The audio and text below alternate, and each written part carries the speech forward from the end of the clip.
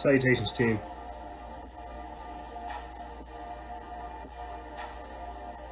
Salutations.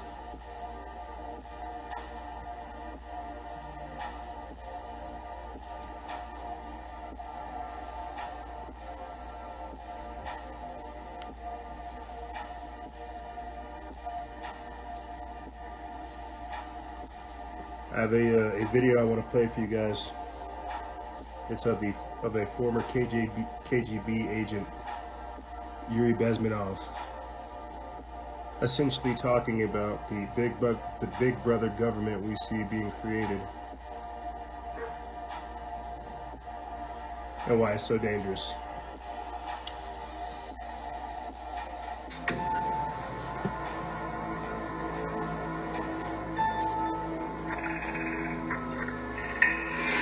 Understand what's going on around you.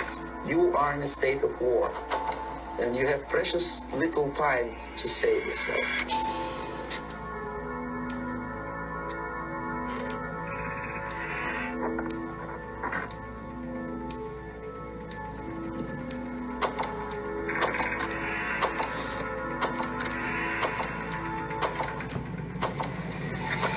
It's a slow process which we call active measures. The first stage being demoralization. It takes from 15 to 20 years to demoralize a nation. The next stage is destabilization. What matters is essentials: economy, foreign relations, defense systems. The next stage is crisis, with a violent change of power, structure, and economy, period of normalization. This is what will happen in the United States if you allow all these schmucks to put a big brother government in Washington, D.C. who will promise lots of things, never mind whether the promises are fulfillable or not.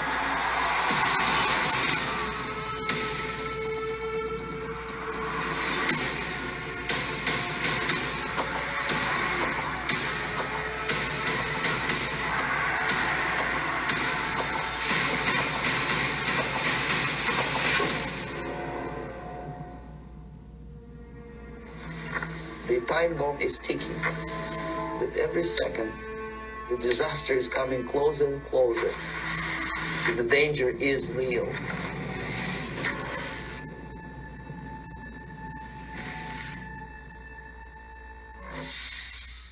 And now we have people shouting "Death to America."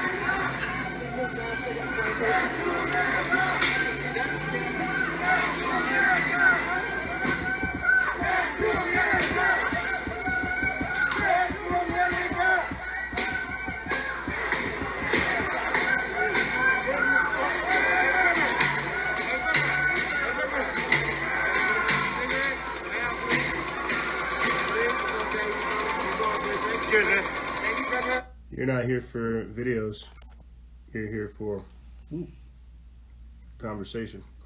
Salutations, my friends, and thank you for tuning into another edition of Factions of Freedom. We are over here on the podcast page, Factions of Freedom, because, look at this, because, well, we're blocked from going live on our primary page for simply doing this type of stuff right here. You know, I talked earlier about being labeled a white supremacist for asking for minimal government, pro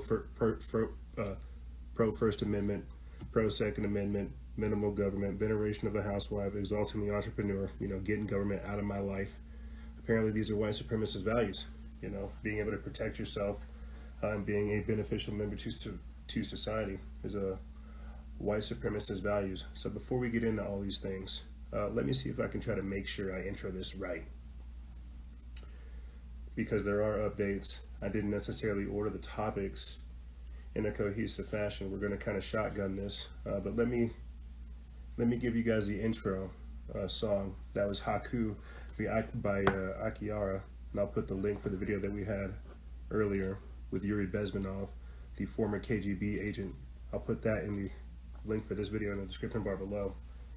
The reason I wanted to start this transmission off is because people have to understand, and I had this conversation with our exclusive members, we are being pushed to a degree to where parts of society are being forced to react. Unfortunately, I had to have that conversation with the exclusive members going into the weekend, you know, about getting a firearm, about getting some form of self-defense, not necessarily to be offensive, but to have it in the event that you'd ever need to defend yourself. And with the amount of stuff that we've covered over here, guys, it's kind of crazy to have these not necessarily be talking points, but to have these be realities. So here, let me go ahead and make sure I can intro this right and proper, because there are a lot of things I'd like to get into. And if we have the time, Lord willing, we can get it all done. Let me start off by saying, join our exclusive membership program. We will be deploying our web app. I didn't get the little demo together for you guys. I was over prepared for this episode. We will be deploying our web app this Thursday when we release the podcast episode. I do need people to help moderate things over there. There's only going to be like 100 members so far, but I do need people to help moderate things. I'm also going to create like a Discord app, so if people don't join the actual, if they don't join the app, they can still get like daily updates or information about stuff that's going on with the app. I'm going to need some help with coordination with that. But if you guys join our exclusive membership program, you can actually help with the contribution and the development of that. Patreon.com/Freedom Faction. Join us and help get the message out. Also, the supplier or the distributor, supporter, however you want to look at it, the person I chose to bring up again today was My Patriot Supply. If you are not looking at the news between hurricanes, riots, civil unrest, again, just a lot of the stuff that we sit up over here and now casually talk about, if you're not getting storable goods, you're not really paying attention. And there's not really much I can really say for you. I have like a quick, I think it's over here. I have like a quick go-to list of stuff to just like tell people whenever they're thinking about getting storable foods and they don't. From power outages to, again, civil unrest, interstate migration. God, there's so many different reasons. Oh, right here. From power outages, food shortages, rationing, race riots, unemployment, currency manipulation, third world immigration, supply line disruptions, food banks being overrun, evictions, food processing plants being shut down. If you are not getting storable foods, you're not really paying attention. And you're probably out there lining up for handouts, asking for somebody else to take care of you, and that's not what we want to do here. We want to try to be proactive with the time that we have. I've been saying this, shucks, since all of August, that if you're not getting prepared, you're behind the ball. The economy that we have now is not going to be the economy that we have in the future, and if you don't take the time, like I said, now to get yourself prepared, you don't want to be caught slipping, man. Like, you don't want to be behind the ball. We are going to find other distributors for our international audience, for people that are, you know, located in Europe, that are located in Australia, because what we're seeing is not only nationwide, but worldwide. And unfortunately, we only have a distributor that works with our American audience, so we're working on expanding that capability and more. The My Patriot Supply people that I have, they've opened up 2 new factories during this whole COVID-19 lockdown. They haven't shut down. They got cool with the FDA and all this other stuff too. They're experts in the field, man. 25 years doing this, or 25 years shelf life. They've been doing this for, I think, a little over a decade. Like, they're on point. Mess with them. I'll put them in the link in the description bar below, as well as all the other videos that I mentioned beforehand. All right. That's all the intro stuff. That is all the intro stuff. Like I said, we will be deploying the web app this Thursday. That'll give me time to get the Discord up so you guys can, you know, get involved in that. I'm very excited because censorship, man. There's nothing else to say. Due to censorship, information deletion, you know, the fact that we're over here on our alternative page, because we can't even share things on our primary page, we need to come up with another way to like get the information out, just in case they decide to take us out. It would be foolish not to at this point. It truly would be. So yeah, help with that. Patreon.com/Freedom Faction. You're helping get the information out. So speaking of Patreon.com, speaking of the exclusive members and more, we went into the weekend talking about violence. Kyle Rittenhouse, right? The dude that thought real life is Call of Duty, man. That's over here like killing 3 people. And how this is not what I would call like a righteous killing. Like, yes, he acted in self-defense, no doubt. But I talked about this like with the exclusive members, man. Like this is an unrighteous killing. And then what happened, like within a couple of hours, 48 hours, 72 hours, we already had like another cat back from Michael, what was his name? Michael Reinhold, right? The guy that shot one of the Patriot Prayer members. You know, and I didn't even get around to posting that video of that of the mob of people swarming that lady, saying, "Put your fist up," asking her if she's a Christian, trying to shout down at her. And so what I'm talking about, to be honest, is just escalation on the left and the right. Give me time, I'll get into that. But I want to talk briefly about unrighteous killings, what we're glorifying, and why we're seeing this reframing and redefinition of self-defense. Okay. Now, at that Patriot Prayer meeting, the reason why I kind of feel obligated to speak on that is because I told you guys about the reporter that did the story on me a couple weeks ago, and how I had to explain how after being assaulted in a truck trying to leave a protest, after having my homie's like windshield bashed and the hood of his car smashed, and we pulled out like a strap to just like defend ourselves, and we are the bad people, I had to explain how we are now have this whole redefinition of self-defense is a bad thing, as if defending yourself is a bad thing, as if I'm supposed to just let this person beat the car in, beat the window, or open the door, try to get inside the car, and I'm not supposed to do anything. So they're redefining self-defense. The reason why I feel like we need to get into what happened with this Patriot Prayer killing is because we're not addressing that. People are not fighting back. And if anything, the glorification of murder and death is being advocated, and that's very dangerous. We're basically talking about dehumanizing and degrading behavior, man. Like, it's not... If I were to look at some of these comments, man, and just spout them off to you guys, it's kind of terrifying to see, you know, saying that it's good that a Nazi's dead, you know, kill a fascist, murder a fascist, do all this different type of stuff. And again, at the same protest that I just mentioned, they said hexafascist, right? That's something I've talked about on the show all the time. Hexafascist. I saw that sign when there was like me and 15 other dudes against like a mob of 150 to 200 people. I saw one of their signs holding up hexafascist. And so the reason why I'm trying to talk about this is because this happened to me, right? This type of stuff happened to me. Leaving a protest, I basically got like assaulted. This dude's leaving a protest and gets killed. No one thinks that's like normal, okay? And the fact that we're advocating for this type of behavior, oh, the left got one, the right got one, this is dangerous. This is unrighteous. This is an unrighteous killing. This is dehumanizing. This is degrading. This is dangerous, bro. We're stoking the flames. I don't advocate for any of this type of stuff. Hell yes, you need to defend yourself, but at the same time, you cannot keep this type of behavior going. And I've talked about this before we've even reached this point, that this lawlessness is going to summon the authoritarianism. You're going to have people calling for arrests. You're going to have people calling for executions. You're going to have mass arrests, mass detainment, mass all of these other things. That's dangerous too. And so I think, and this is what I talked to the exclusive members about. I kind of had like a borderline confession. I said, how do I come up here and talk to our primary audience, not necessarily being for Blue Lives Matter, not for the police state, not for authoritarianism, not for lawlessness, not for vigilantism?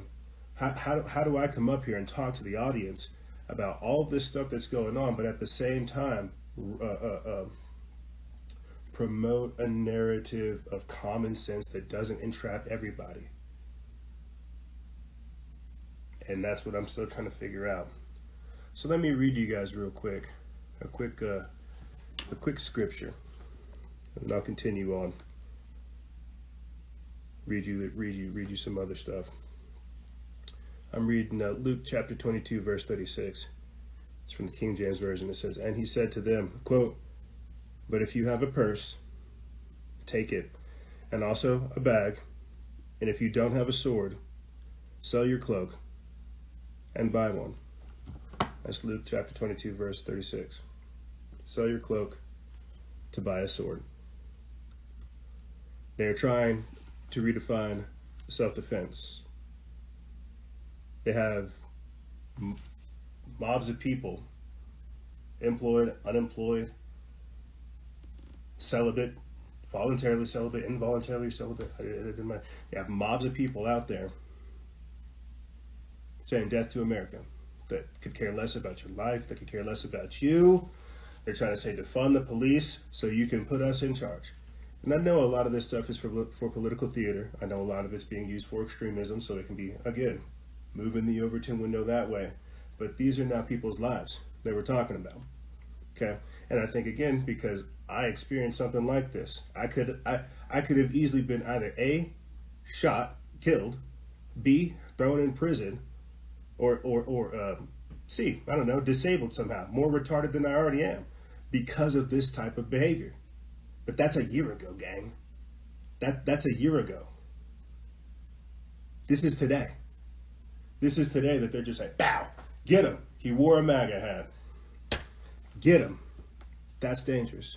Triggering people off of colors, sounds, and differing opinions. It was only a couple weeks ago that I talked about polarization and how we enter into this like daze and this freaked out moment where we disassociate from reality because we've been so polarized, because we've been so hyper stimulated, you see. And now they're priming it again.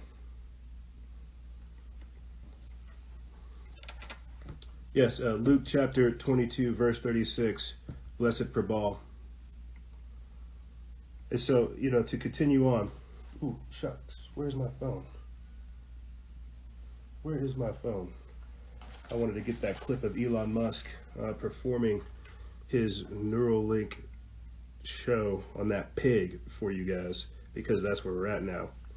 Because before getting into that, I want to talk about going into an intellectual dark age. That's something I wanted to discuss with our exclusive members. You know, the fact that due to censorship, you know what?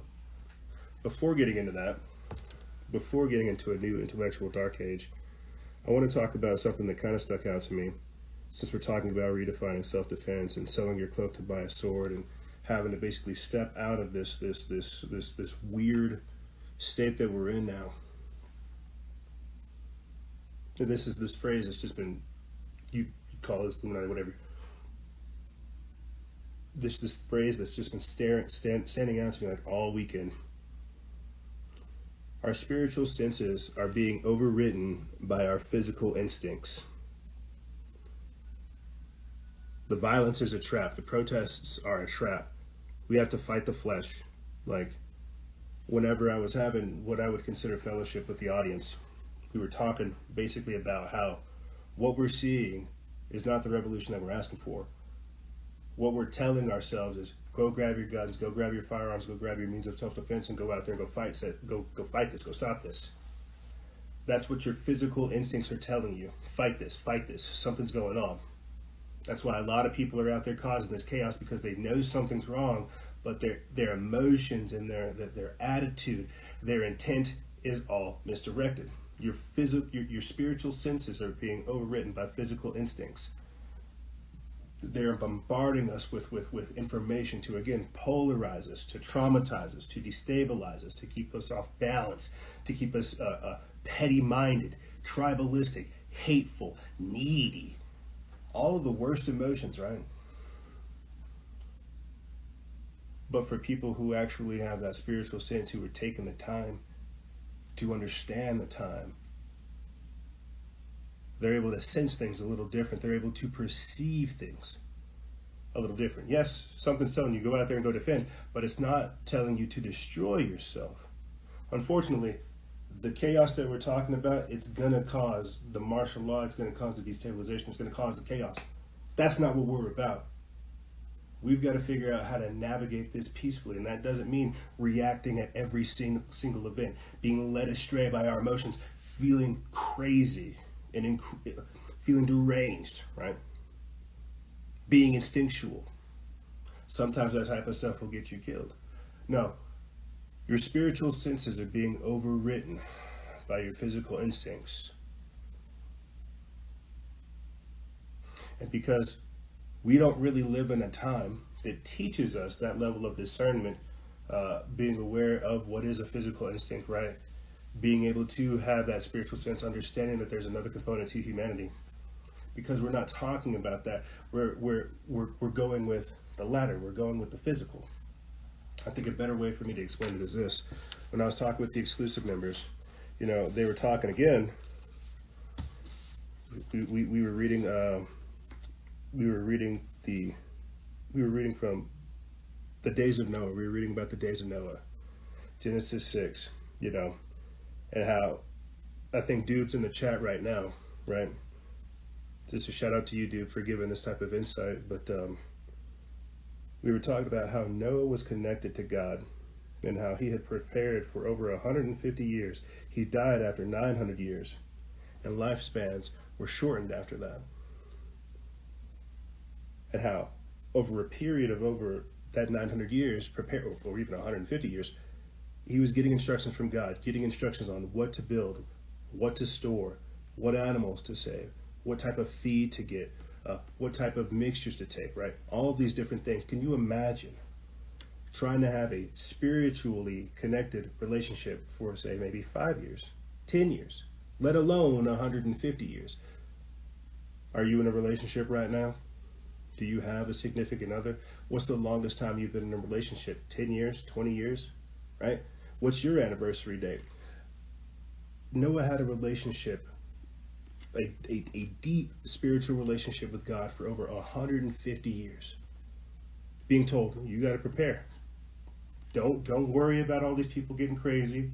Don't worry about all these things that are coming to pass. You need to prepare. You need to get your family right. You need to get yourself right. You need to store. 150 years. We don't have that mindset. You imagine that, having 150 years to develop that spiritual sense. So when I'm talking about your spiritual senses being overwritten by your physical instincts, you don't think sometime during that 150 years, Noah was like, I want to give up. I don't want to do this. This is crazy. You make me seem crazy. But it's because he felt more devoted to that spiritual sense, knowing that that is the deeper truth than the flesh, than the world, seeing things come to pass, understanding that there is a deeper plan. We don't care to even understand the spiritual nature of humanity today. I was having this thought before coming onto the air, how prior to all this chaos, we talked about how going into lockdown, they had installed 5G. And then we come out of lockdown, kids are able to go to school online, but yet somehow people are more anxious and crazy. Again, our spiritual senses being overwritten by our physical instincts. People not taking the time to practice peace, learn discernment, or even be aware of these different types of things. So when I ask the question of, are we going into a new intellectual / spiritual dark age, you've got to ask yourself, what does that even mean? You've got people thinking that we should go out there and start killing people. We should go out there and just start ethnically cleansing. We should just start purging the people that don't agree with us. This is very dangerous. And I think that's kind of what everybody can feel in the back of their minds, is that we're losing that opportunity to actually have a peaceful resolution, or for us to actually understand the problems that are going on here. And so I'll save that for another episode whenever we start talking about going into another intellectual dark age. It's just something I want people to think about. Because look at what world we're already creating, and look at the world that we have before us. You see. So I won't play this whole clip. If anything, I'll play it over this week's podcast episode. I'm going to play Elon Musk's Neuralink. Give me 1 second. Sorry about that. Give me 1 second to get that up for you guys. I'm going to play Elon Musk demonstrating his new brain-to-machine interface. And the reason why I'm talking about that on the heels of going into a new spiritual dark age, trying to understand man's law, understanding how we're creating a world without God, is this right here. Imagine this, they'll turn me off, bro, boop, censored. I'm never on the internet anymore. Any of the things I'm talking about won't go into your brain chip, right? I'll read this and then I'll play this quick clip for you guys. We put this up August 31st over here at summit.news. It says Elon Musk demonstrates working brain chip, asks for human volunteers. It says billionaire tech CEO Elon Musk demonstrated a microchip called a Neuralink this past Friday, showing how it works on pigs, and then asked for human volunteers to have the chip inserted into their brains. Musk claimed that the chip had been implanted into a pig while showing video of the animal's brain activity, complete with neurons firing in real time. Musk announced that the device, quote, is like Fitbit in your skull. Like, that's great. He's like, yeah, man, it's like Fitbit for your skull. Explaining that it is attached to a tiny, flexible threads stitched into the brain by a sewing machine-like robot. Like, oh, isn't that so great? Quote, it goes flush on your skull. It could have a link right now, and you wouldn't know. Maybe I do, the SpaceX founder said. The tech head claims that eventually the device would allow humans to control computers and smartphones with their mind by connecting brain signals to a Bluetooth receiver worn on the ear. Quote, getting a link requires opening a piece of skull, removing a coin-sized piece of the skull. The robot inserts some electrodes, and then the device replaces a portion of the skull that is closed up with super glue. Putting that super glue in your brain.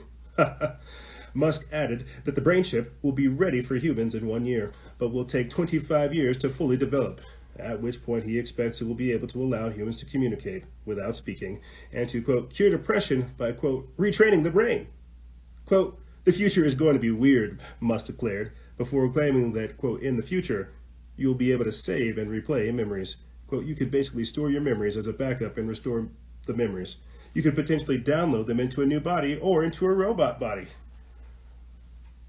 So when I'm asking, are we going into a new intellectual dark age? This is what I'm asking. If we lift the curtain and then zoom in. That's right, get that pig. Get those electrodes on that pig. Hog time. All right, here we go. Great. Okay, great. Okay, this is a high energy pig. All right, Gertrude, thanks for coming out. So what the beeps you're hearing are real-time signals from the Neuralink in Gertrude's head. So this Neuralink connects to neurons that are in her snout. So whenever she snuffles around and touches something with her snout, that sends out neural spikes, which are detected here.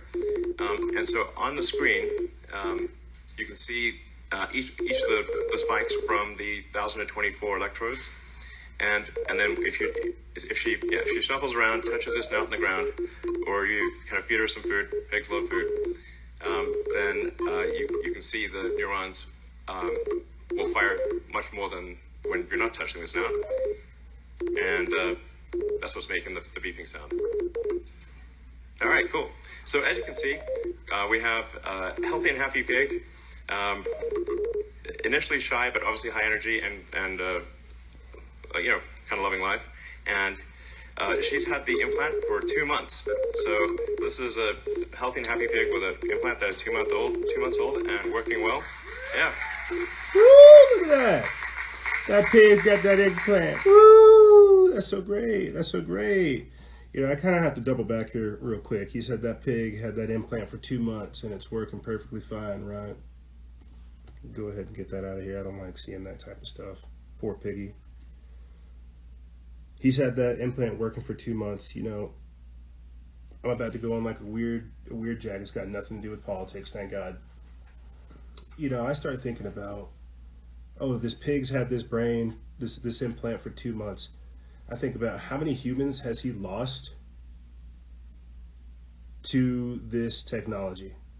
Like, how many humans have like given their life to Elon Musk how many humans has Elon Musk like sacrificed just for this pig to have 2 months of connectivity with this brain implant? But this got nothing to do with politics. I'm taking a quick break because I'm just thinking, you know, as we're talking about going into an intellectual dark age, you know, mindless drones out there trying to take whatever it is I have, zombies, right? All this different type of stuff. I'm just thinking, you know, the cloud, consciousness transference, all this different type of stuff. The Matrix, you know, there's a lot of symbology out there. How many people, soul-wise, have been given over to this, or have delivered themselves to this? Like, that's my number one thing. Okay, Like, I might be looking a little bit better because I'm wearing like a button-up t-shirt. I've always said that if I start looking more clean, just know that they get me. If you ever start seeing me like clean cut, looking like I care, if you start seeing me looking like a lot completely different, just realize I got cloned. But I say that like as a joke because there are certain natural characteristics of a human that you would notice. How many people has Elon Musk like tested this type of thing on and like lost their brain to? How many people like inside of the internet right now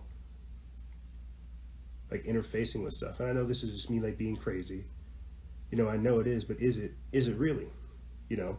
Because we also have to start thinking about, well, what happens when they don't want to be on the internet and they've learned everything they can on the internet and they want to get bodies? This is the other side of uploading our consciousness. What happens whenever something wants to get downloaded into it? Downloaded into us, because we are some very powerful receivers. There are different compartments of the brain that we're unfamiliar of, and when we start going over there, messing around with our brain, we don't really know what we're unlocking, okay? And so, take another step back. I might have the documents here in front of me. I have documents from the 70s and the 60s of them talking about, what is this? Project Stargate and the gateway process. Yeah, right there. No, that's the homunculi. I'm talking about the brain being a receiver whenever they've actually conducted interdimensional tests using the body. Yeah, right here, human consciousness, right there. I think we're getting closer to it. Sorry for not having this this planned out. I'm definitely going on a total jag. This is nothing to do with the notes. The reason why I'm talking about the gateway process, having something from the internet downloaded into us instead of us uploading the consciousness, is because it goes both ways. Okay, it goes both ways. We're not even talking about Bill Gates, Windows, technology, any of this type of stuff, you know, windows of hell, gates of hell, any of that type of stuff. We're talking about Neuralink. We're talking about brain to machine interface. We're talking about something from the internet coming into you. We're not talking about radicalization. We're not talking about mind control. We're not talking about social engineering. We're not talking about any of that type of stuff. We're talking about people not being in control of their bodies, and then the internet being as powerful and manipulative as it is, finding a way to compartmentalize parts of your brain for it. Very, very dangerous. I'm gonna have to do like a whole separate presentation on that, because that is always something that has worried me. You know, because when you look at, again, the technology that we have today, sorry to be sitting up over here like freaking out with all my notes and having like on-air revelations. It's because you have to understand what we're up against is such a sophisticated evil that it's got us going against one another over the color of our skin, over colors, over symbols, over languages, over letters. And again, I guess I can't help but revert back to some of my earlier research whenever I was making the Building the Matrix series, and I talked about how this would happen as they had us pitting each other over left and right, red versus blue, black versus white, man versus female. The robots would be rising. The Matrix would be built. As we were sitting here destroying the exterior world, they would be creating the Matrix, this artificial world that we would be going into. And I just can't. I guess I can't do anything but help freak out, because here we are. I just played for you a video clip of Elon Musk literally hooking up electrodes to a pig's brain, talking about ways to manipulate it. And on top of that, we've talked about 5G, electromagnetic stimulation, remote mind control, and more. So yeah, the future is going to be very weird. And when I ask the question of, are we going into a intellectual or a spiritual dark age? This is the type of stuff you have to ask. This is the type of stuff you have to talk about. People wanted me to sit up over here and talk about, you know, the left and the right. Oh, how politics is used to divide people, like really, as if you're not aware. That's the problem, is there is such a spiritual delusion just like working itself over here into the world that people think it's a joke. Like here, let me pull back from my conspiratorial paranoid self This is why I like working with like our podcast audience instead of like our page audience, because the podcast audience understands like how crazy I can get. I went to church this past Sunday, and I found out that my pastor grew up without a father. Now, what's so strange about that is I've been talking about this. He's been talking about this fatherless generation. I've been talking about this fatherless generation. I've been talking about, again, this vacuum of authentic masculinity, creating a platform for toxic masculinity. And now we literally have a bunch of bastards out there calling for the death of America, calling for the death of the family, calling for the death of everything that is sacred and holy. And so I think it's very strange to hear this all line up. I didn't take the time to properly order the topics together, otherwise I would have pointed this out. I want to read you guys briefly. I don't think I have time to read that for you.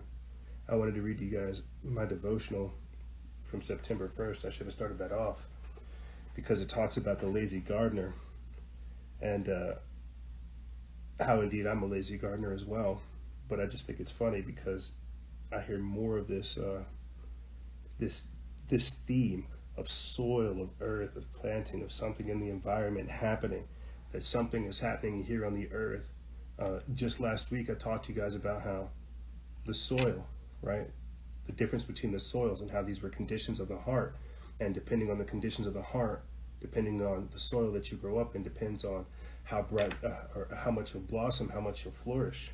Again, I look at what world we're creating, how we're removing compassion, how we're removing logic, how we're removing critical thinking, individualism. You know, we're removing so many different things so fast that I think that it's creating, again, just this vacuum for toxic masculinity. You know, I don't know what other word to use than that. You know, this all started from me trying to talk about going into a spiritual, intellectual dark age and how our spiritual senses are being overwritten by our physical instincts. It's because we see so much chaos and so much disorder that, heck yes, you know, we would choose Elon Musk's Neuralink. We don't want to think for ourselves. We don't want to think about the world that's going on. We don't want to think about what are we going to do? How can we fix this? How can I fight this? How can I change these things? The sad truth is that many can't. The only thing that we really can change is ourselves, and hope to God that we can reach out to other people that have that same mindset. You know, I think a lot of people, you could say it's the election, you could say the riots, you could say it's this chaos, and you can say all this other stuff. I think a lot of people are beginning to do this gut check about what they really think is as important to them. The values that they hold sacred, right? Do you want to be protected? Do you want to be crazy? Do you want to embrace all these things? Do you want to tolerate certain things, right? What is it that you do stand for? A lot of these types of thoughts are coming into people's heads because of how crazy the times are going. And if I had time, I might just shut up and read it. When I read The Lazy Gardener, it talks about this luxury of laziness. And this is something we've talked about over here on the show a number of times. How we are that generation that doesn't have the luxury of laziness. I know, given social media and our instant gratification like mindset, we think that we do, but we've had it pretty good for pretty long, and a lot of things are about to get taken from us. I joked about this with our exclusive members because our next meeting is September 11th. I joked that almost 20-something years ago, right? George Bush said they hate us for our freedoms, and sure enough, look at where we're at today. Look at where we're at today. I'm trying to play this clip of them shouting "Death to America."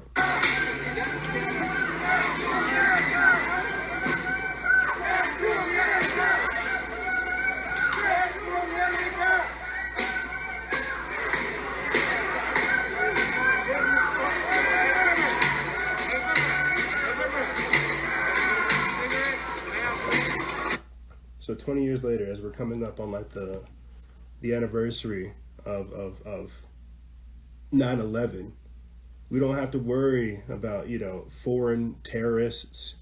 We don't have to worry about, you know, the Middle East or destabilization there. Like the problem is here. The terrorization's here. The destabilization, the civil unrest, it's here.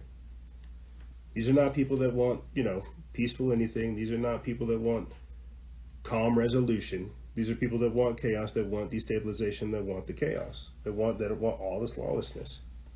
And so as I sit here and try to calmly come together before you guys every week to explain what's going on, they don't want that. They're extremists. They are extremists. They are radicalists. They are anarchists. And I feel the anarchist vibe, man. But this is not this. This is just destabilization. So I'm not sure how much time we have left, but I've got to start wrapping stuff up for you guys. This is definitely, I think this is a case of me being over-prepared, with me having like so much information, just like literally being overwhelmed with how much crazy stuff is going on that I didn't like put this together the way that I had wanted it to. You know, I had basically wanted to explain that we are getting so far off from what we think of as right and wrong that it's only going to like escalate. And the only thing that I could say to you and to the audience is to get prepared, man. You know?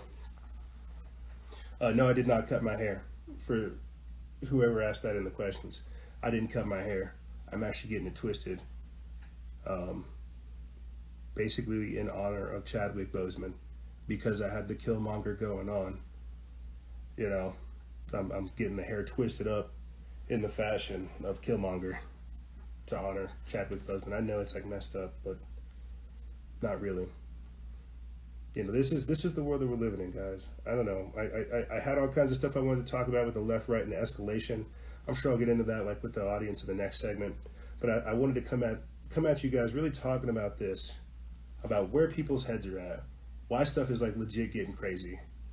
Why if we continue to go down this path of embracing all of this nonsense, it's only going to get worse, my friends. It's already going to get worse. That's the sad part. That's the sad truth. I wish I could tell you that it's going to be peaceful.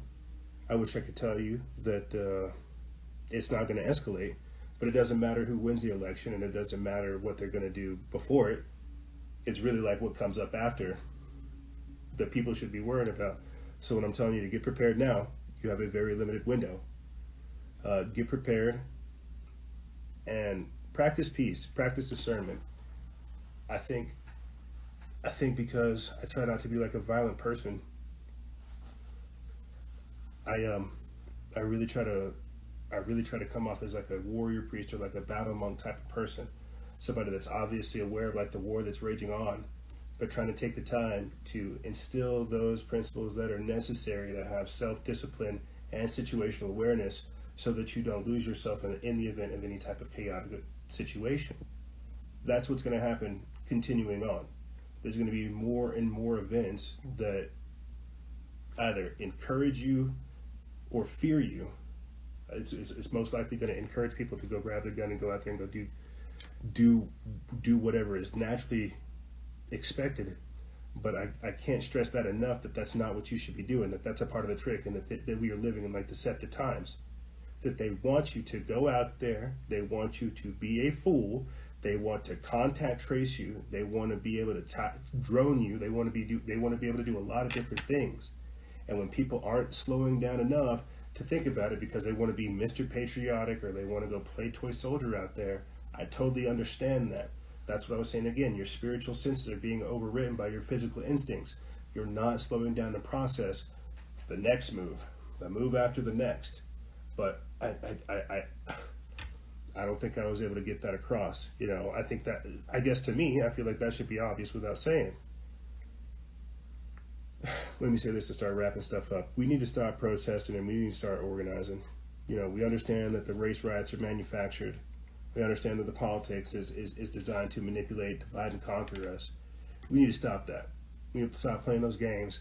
We need to start organizing, okay? When I come up over here before you guys, every single day, every single week, this is a form of protest. And I know it doesn't look like it because, oh, I'm not out there in the streets banging, showing you how thugging the nigga is. Okay, whatever. If that's how you feel, go do your thing. People need to understand that we need to stop protesting. We need to start organizing. Imagine the amount, oh my God, imagine the amount of power. And I think that this is another reason why they monitor us in the way that we do. Imagine the amount of power if I were to, instead of have guests on, organize with the different pages to have like a nationwide protest centered around like what we're talking about here. This is why what Justin Harvey of We Are Change is doing is so important. Imagine if instead of the guests from Billy Carson to Truth is Terrorism to Truth is Our Religion to all the different people that we've had on, imagine if we just organized that and said, listen, at this date, this time, we're going to do this. But because we're not that coordinated, and we've talked about this on the show a number of times, how there's not really people over here organizing people to have that type of cultural effect. Because we're not that organized, we're divided. We need to stop protesting and we need to start getting organized. We need to really have that conversation of what it looks like to vote with your dollars, vote with your lifestyle, get organized, man. Like, shucks, I don't know what else to say. Practice group economics, have like achievable goals, right? Don't have something so radical and far off, like we're gonna end the Fed, sure, whatever. Oh, we're gonna topple the patriarchy, yeah, whatever, dude. No, you need to have like achievable goals. Like, that's why all of this stuff is crazy, because people are being radical and extremists. You need to have approachable methods that pull rational thinking people in, that has this long-term thinking approach to it. Like, again, people just, we're not thinking. Our spiritual senses are being overridden by our physical instincts. I was talking about this a couple weeks ago. The polarization days, they got us in our emotions. They got us feeling some type of way. We're being foolish. We're falling into every single trap. We're borderline being trolled. And that's why people, that's why it's getting worse. Because people don't know how to admit, they got me, I need to stop this. And instead, we're going full force right into the trap. And y'all can do that if you want to. But I'm telling you, I'm over here trying to talk to you about what is happening, how they plan for your ignorance and arrogance. And if we don't come up with an alternative, well, guess what? We played ourselves. Congratulations, you played yourself. You played stupid games, you won stupid prizes. So when I tell you to get prepared, now it's just my Patriot Supply. I mean spiritually, I mean financially, I mean emotionally, I mean physically, I mean like psychologically. I take this time to explain this stuff to you, my friends, because I don't see a lot of people out there talking about it. I see people saying, hey, we need to go get what? Go get more ammunition? Who the hell are you gonna shoot? You better not shoot me. I'll put a bullet in your eye. What are you gonna go do? We need to stop this type of behavior that they expect and begin to create something different. Create a new narrative. If you want to combat the conformity, right? All this chaos and bullcrap they're seeing out there, you need to combat it with creativity. You need to do something different. Don't rush in there in that battlefield that you don't know nothing about. A lot of people think, oh, so I'm sitting over here being an internet soldier, playing Call of Duty, not living in the repercussions of my actions, not being held accountable. You sit up over here and do these things, you're going to get yourself killed. We need to do different. That's all I'm saying. This is not it. The left and the right, they're going to have you guys playing against yourself and doing their work for them. If you want the truth, that's the deeper truth that people really need to understand, that you're doing the work for them. The left. Somebody said this to me, a couple years ago, and it's so true. It's like, why would the FBI and the CIA and the trolls and all these other people need to patrol your page? You do it to yourself. Like, people don't believe in you. Why would the FBI need to come surveil you? If you go look at the comments, people are so busy fighting each other. You're too busy trying to make them aware of stuff. They don't believe you. The FBI don't need to monitor you. People don't believe you. They're fighting amongst themselves, and that's what it is right now. People are so busy fighting, hating, they don't understand the foolishness that they've invited into their lives. So don't do that. Fight the flesh. Practice peace. Learn discernment. Don't become a slave to your emotions. As I've tried to harp on throughout the entirety of this, your spiritual senses are being overridden by your physical instincts. I know it doesn't seem like it because a lot of people don't want to be spiritual. A lot of people don't want to tune into this. You got New Agers over here saying, you know, worship crystals, practice peace, love, unity, and respect. Blur. Practice that stuff, yeah, for sure, whatever. You still need to be grounded and aware of these things that are going on. You get me? So we're coming up on the timer. We're going to take a quick break, about 5 minutes or so break. When we come back, we're going to be joined by you guys. You know, we're going to be joined by your guys' guests, by your questions, your thoughts, your answers, and more. And I'm sorry that this was not like a super information-packed episode where I was like hitting topics like left and right, all. But something told me to pull away from what's happening in the news and actually talk to people about like what's happening. You get me? Like I hear you guys with a lot of the stuff that's going on. I don't even want to read some people's comments because it's gross, it's vile, it's disgusting, it's sick. People aren't well. But I guess I can't be surprised, man. You know, you're asking people to practice a certain level of discipline whenever they've had everything taken from them. When they've had their future taken from them, their security taken from them, their hope taken from them, their way of life taken from them. They had all their hopes tied up into this system, and the system took it from them. And you're asking them to practice peace? Well, I guess the only thing I'm telling them to practice is, did they really even need these things in the first place? Reach down deeper. Ask yourself, did you need these things? Not really. Not many people do. That's a different discussion for a different day. We're all in the same boat in a weird sort of way, guys. You know, I'm not rich. I ain't special. Y'all don't see me grow up and see me get better and see me do worse. And yet we're still here trying to explain what's going on. The problem is that we've allowed for things to get so bad that we are surrounded by 360 degrees of problem, and we have to start fighting back now. I think that's the beautiful part about it, is we are being put into a position to where we have to ask ourselves. No, it's not even really ask ourselves, man. It's really to tell ourselves, you're damned if you do, damned if you don't. If you can sit up over here and play games, you can play games if you want to, but you know the only one you're fooling is yourself. And that's kind of where things go. That's kind of where things are going. So I wish I could sit up over here and talk about conspiracies and ghosts and UFOs and other things, but there are more pressing matters that require a more grounded approach. And unfortunately, due to the chaos that we see out there in the streets, the Overwritten window has changed, and that time for studying the mysticism, the spirit, the deeper mysteries of the universe is not there. Right now we literally have domestic insurgency, mental illness on display. I think we're still dealing with a pandemic. I don't know, dude. We have just like record-breaking unemployment, all kinds of other stuff going on, and that requires a whole different version of us. It requires a whole different version of us, not only for now, but for prolonged periods of time. They're saying that the economy that we had pre-pandemic is going to take at least 5 to 10 years to get back to. That's Agenda 2030.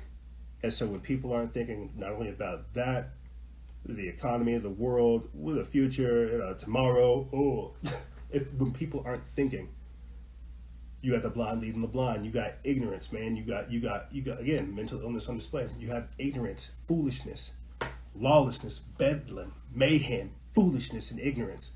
And that's why I'm saying, don't follow that, bro. Do not follow that.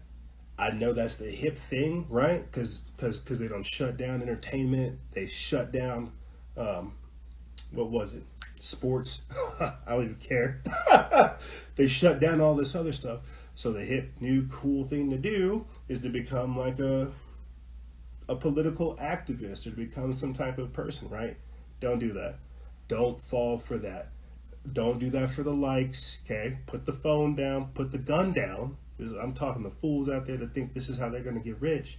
I think it's crazy. This is where we're at. The people are literally out here killing people for views and attention. It's nuts. Don't do this. I know that you think you're going to be celebrated. I know you think you're going to be worshipped or you're going to be looked at as a new hero or the new standard. This is foolishness. This is deception. Don't throw your life as Your life is infinitely more valuable than this moment. Your life is infinitely more valuable than this moment. And I think they just have us trying to throw our lives away over some of these petty ideas that we really don't stand for. And I think that's what I was trying to start this transmission off by saying. These are unrighteous killings. These are not things you want to get behind. These are not messages and narratives that you're like, yes, we should go out there and start killing the left. Look at what they're doing. No, no, no, no, no, no, no. See, they want you to do that. They want you to become that authoritarian Nazi dictator style person that they're expecting. And then guess what? You fell into their plan. What you need to do is we'll save that conversation for another time. We have to address the immediate issue of stopping this explosion, because it's going to happen. But I think we have to have this discussion of what are we going to save? How much can we save? And if we go down this path of total lawlessness and chaos, what's going to happen? So I'm very worried, team. I wish I could lie to you. Like, I wish I could. I wish I could tell you like the QAnon folk do, right? Trust the plan. I wish I could tell you that, hey, I got some inside sources that say the FEMA camps got shut down and here's the documents. I wish I could tell you guys that. No, I can't. What I can tell you is to keep your nose clean, get out of trouble, don't run out there in the streets. There ain't nothing but trouble out there for you in them streets, and you really need to start being careful about what you do and what you say. Don't have a spirit of fear, but be wise, my friends. Be aware. Stay vigilant. Right? Stay vigilant. See these things go on. Be aware of the plan behind them. No 5D chess. Be aware of the plan behind them and act accordingly. Don't lose your mind. Like, again, I don't know, man. You know, I get up here and there's some days where I'm like, I'm not doing truth seeking, right? Like, there are days I get up here, I tell you guys, I'm not doing truth seeking. Oh, we're not conspiracy researching. You saw me with my little freak out with Elon Musk, right? Brain machine Neuralink interface, all that. There are days that I get up here and I'm not truth seeking. I'm not conspiracying. I'm not doing the Illuminati thing. I'm shooting you straight. Because as stuff gets progressively crazier, I feel like that's what people need. They need something to shoot them straight. They need to have appeal. There's a human in there. Last time I checked, not some robot, not some page, not some personality. And I feel like that's that we're losing our humanity. And I don't know what the hell happened over the course of COVID, but we need to check ourselves and figure out what we got infected with. That's the problem. And so, if I can use my platform for anything, it's to have common sense, it's to talk to people, it's to explain this type of stuff, to say that we should not be going down this path. I know it seems cool, right? Because we got all these guns, we got all this ammo, we ain't got nothing else to do. We should start killing ourselves. No, we should not kill ourselves, man. No. And so that's what weighed on my heart, my friends. Our spiritual senses are being overwritten by physical instincts. And like Luke chapter 22, verse 36 said, sell your cloak to buy a sword. I ain't over here trying to tell you guys to be defenseless and to be some kind of coward. I'm trying to tell you to stay vigilant out there. Be aware of what's going on. Don't get caught in foolishness, right? Stay vigilant. I'm not telling you to stay strapped. I'm not trying to say cool, YOLO. I'm trying to tell you, get real. Not stay woke. Get real, okay? Get grounded. The days in the future are tumultuous. The time is short. The days are dark, and we got to get woke, or we got to get yoked. We got to be aware of this stuff. Timer dropped down. I only got about 15 more seconds. That's all I really got to say with you guys. Get out there, man. But at the same time, prepare. And remember, guys and gals, stay vigilant.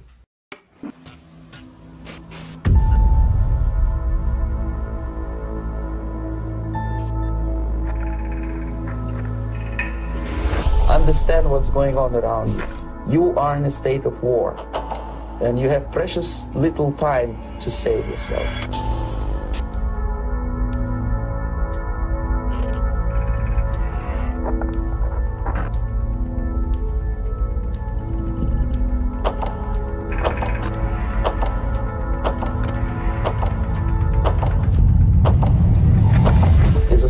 process which we call active measures. The first stage being demoralization. It takes from 15 to 20 years to demoralize a nation. The next stage is destabilization. What matters is essentials: economy, foreign relations, defense systems. The next stage is crisis, with a violent change of power, structure, and economy, period of normalization. This is what will happen in the United States if you allow all these schmucks to put a big brother government in Washington, D.C., who will promise lots of things, never mind whether the promises are fulfillable or not.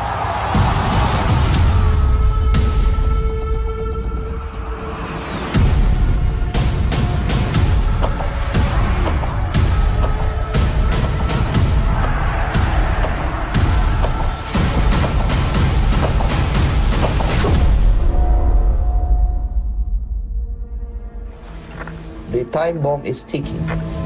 With every second, the disaster is coming closer and closer. The danger is real.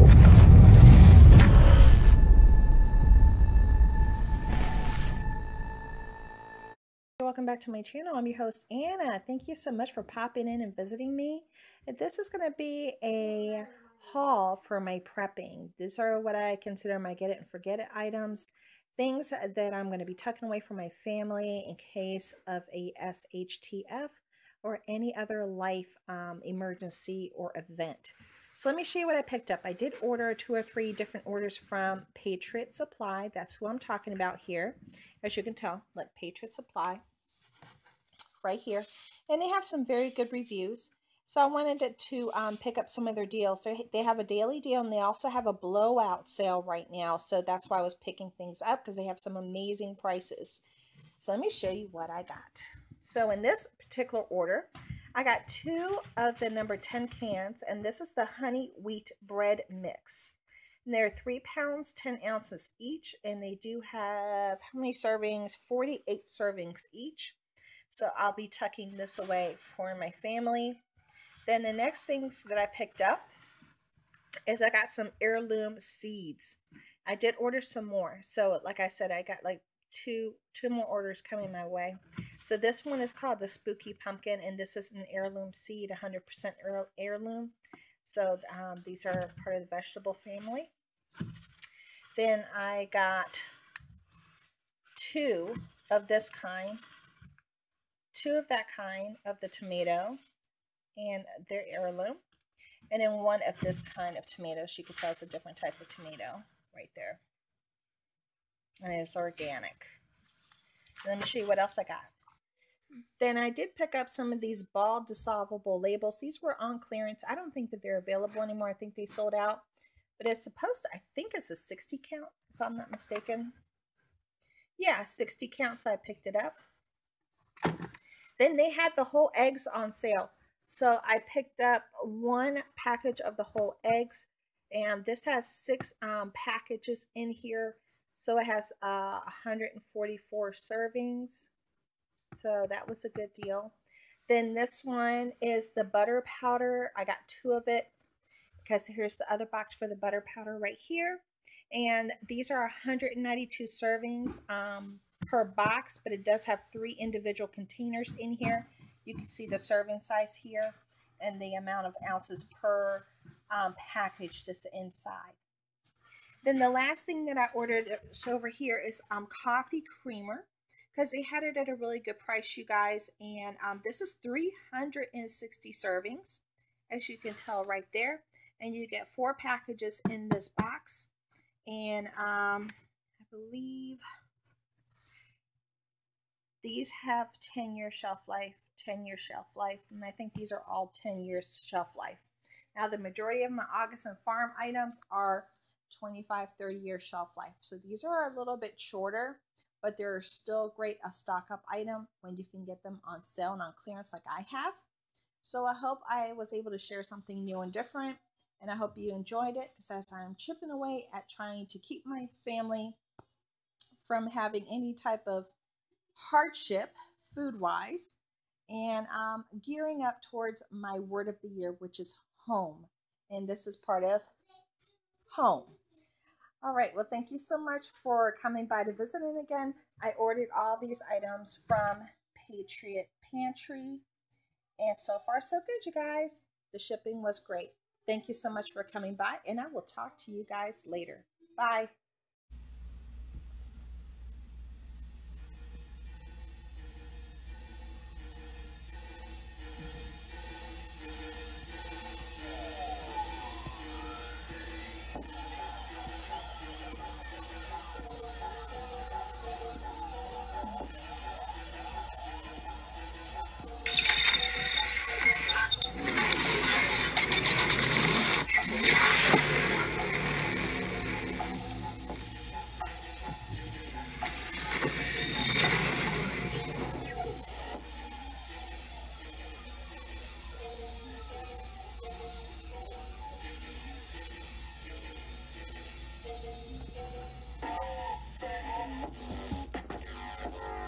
Salutations, my friends.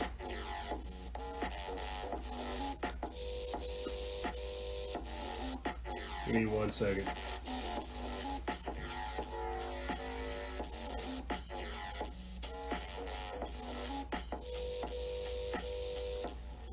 One second.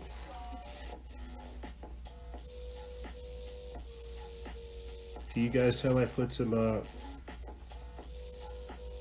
time and effort into the production of each show? I definitely do. I really do. Salutations to my team and my crew. It is Tuesday, which means it's Instagram Crew Day. I'm going to be reading to you real quick from my devotional, my 365-day devotional that I said I didn't have time for in the previous segment. This one's titled The Lazy Gardener. It says, so you must also be ready, because the Son of Man will come at an hour when you do not expect him. Matthew chapter 24, verse 44. And the scripture comes from Matthew chapter 24, verse 36 through 44. And the author writes, I dream of having a gorgeous flower garden. I see hydrangea bushes bringing forth blossoms of blue and lavender, brilliant buttercups and pansies sprouting close to the ground. My garden is a spectacular canvas of vivid color and texture, absolutely breathtaking, inviting you to abide there all day long. I can relate. In reality, my flower garden pales in comparison to my dream. No buttercups or hydrangeas bloom, because I haven't taken the time to plant them. The flowers and the bushes of growing are sparse, lacking the attention of one with a green thumb. I admit I am a lazy gardener. I want the benefits and the beauty of a wondrous flower garden, but don't want to invest the time or the energy to nurture one. I put off growing my dream garden because there will always be tomorrow. Am I a lazy gardener when it comes to my personal walk with God? Do I want all the benefits of a close relationship with him without devoting myself to what's required?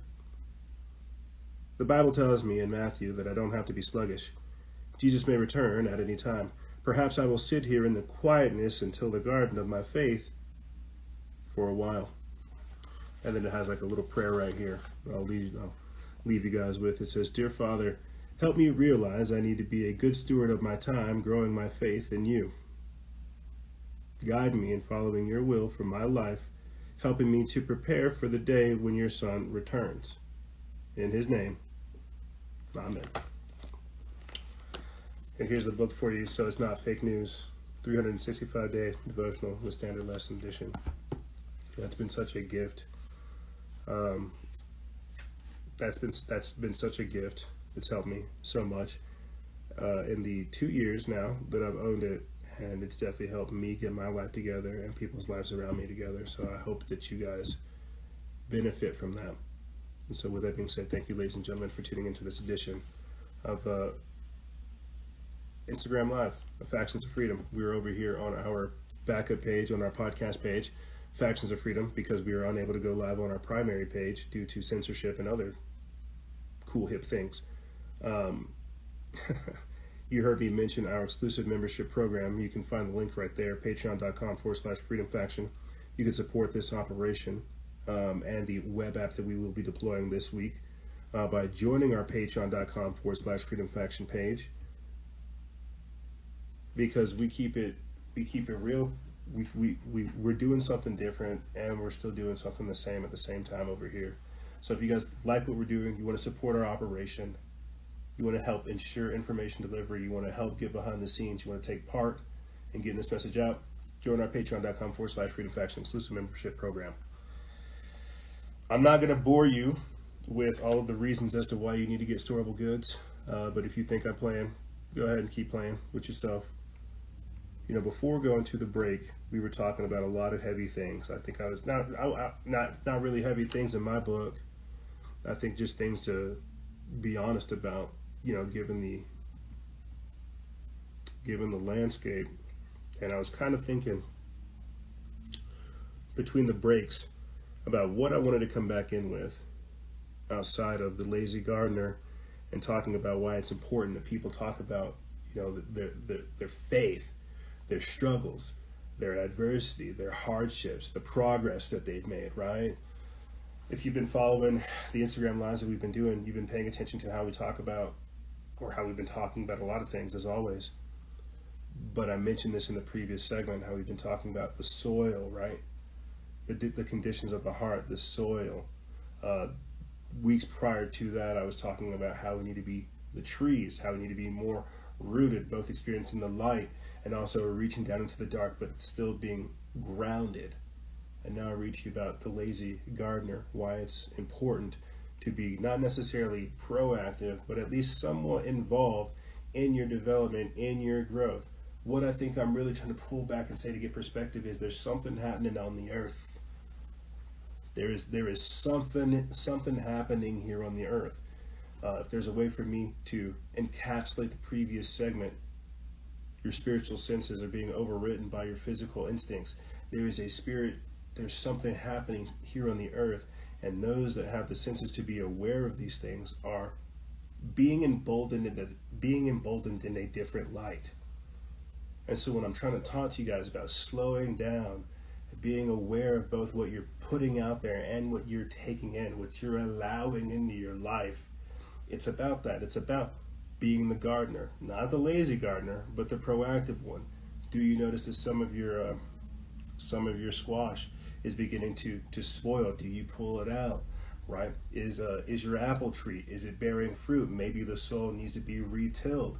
Maybe you need to put in a different type of soil. Maybe add some plant food. There's a number of different things that come with being an active gardener.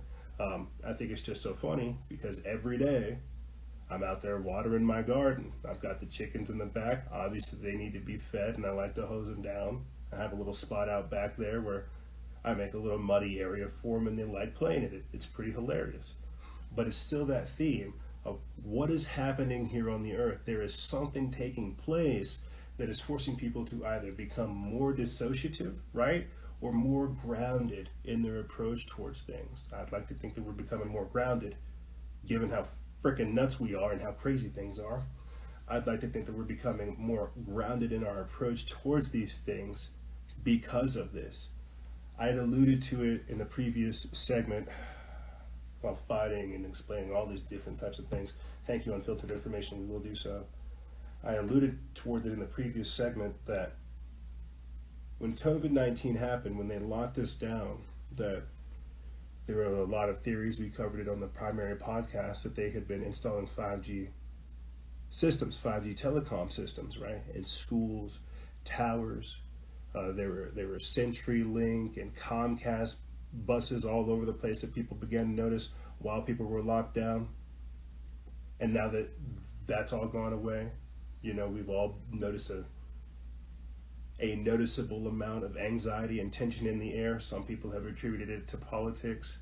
I'm beginning to think that it might have something to do with 5G raising the electromagnetic output of society, seeing how anxious people are, how they actually adapt to this new electro state.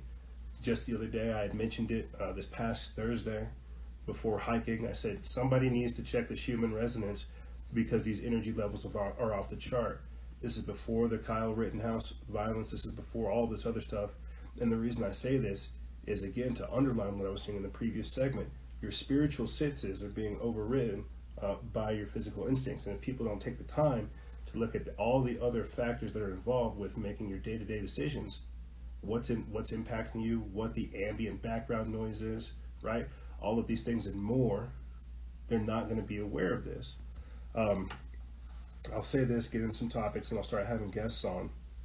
You know, I was thinking the other day about, I had alluded to how, you know, with the podcast, the page, the work, and the stuff that we do, that it's a form of protesting, right? That our lifestyle is kind of like a protest. This is what I did a whole episode on with Charles Caston, Truth is Terrorism, having revolutionary lifestyles, not moments, lifestyles, so you live in change.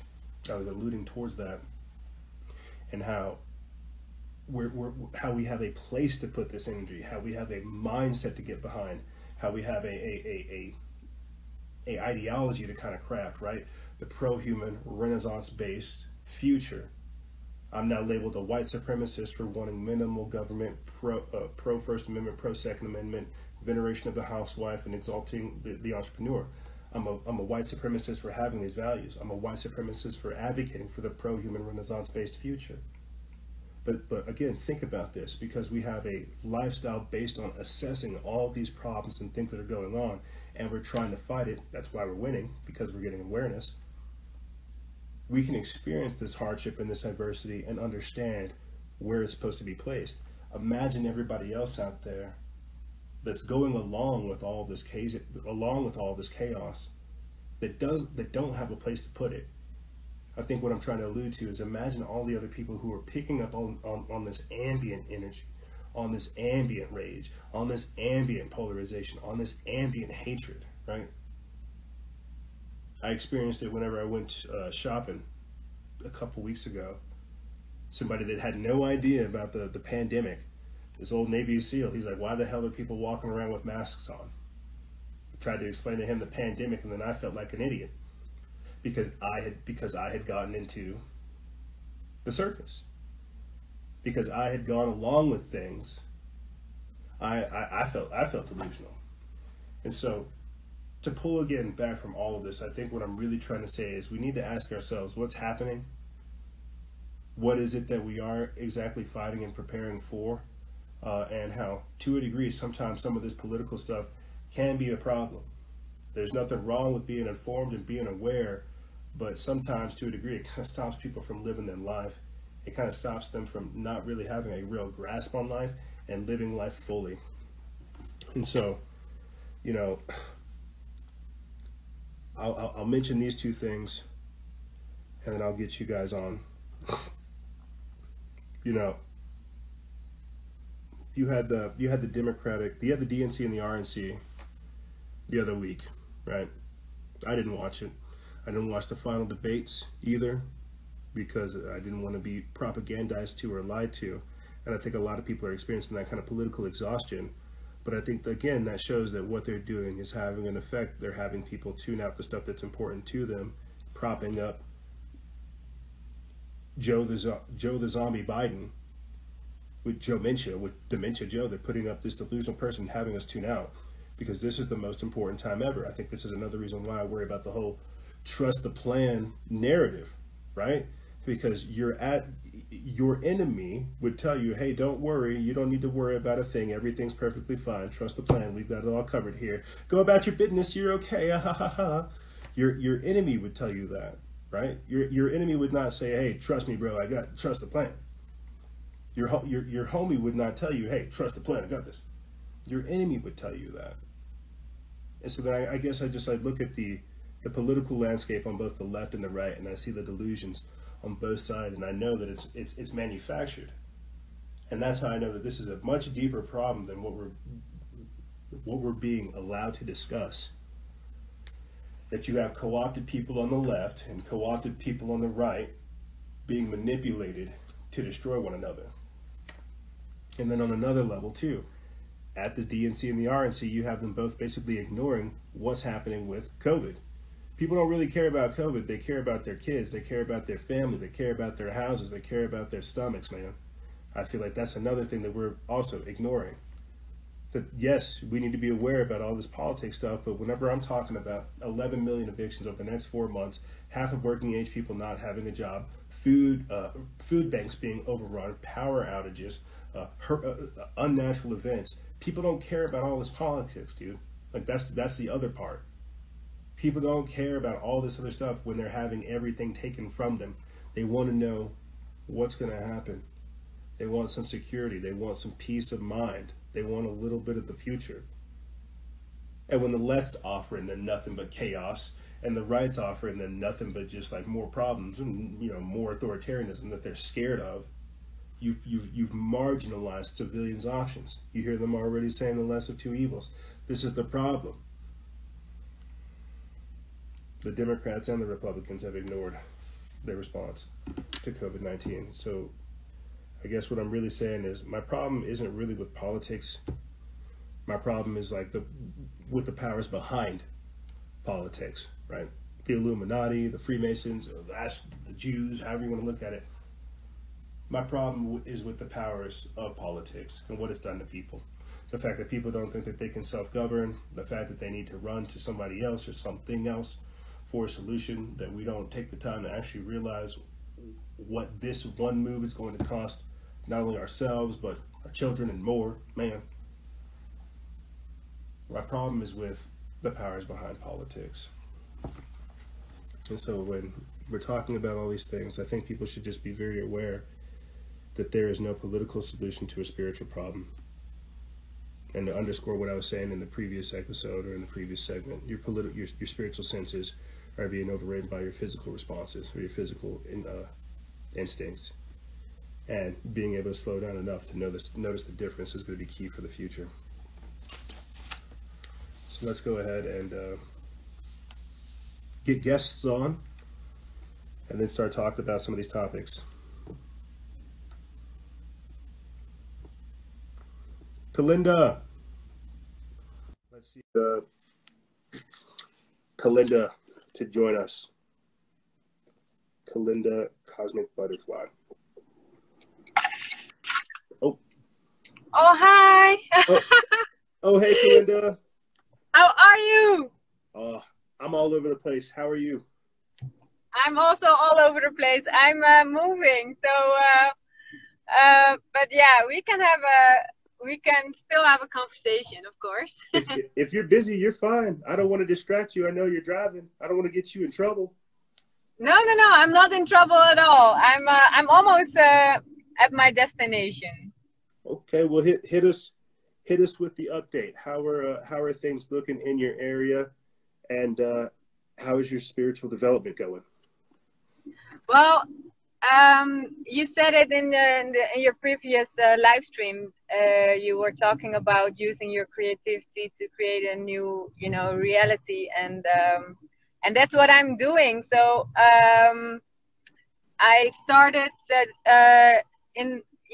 during the lockdown. I started my own gallery and yoga studio and massage salon all in one.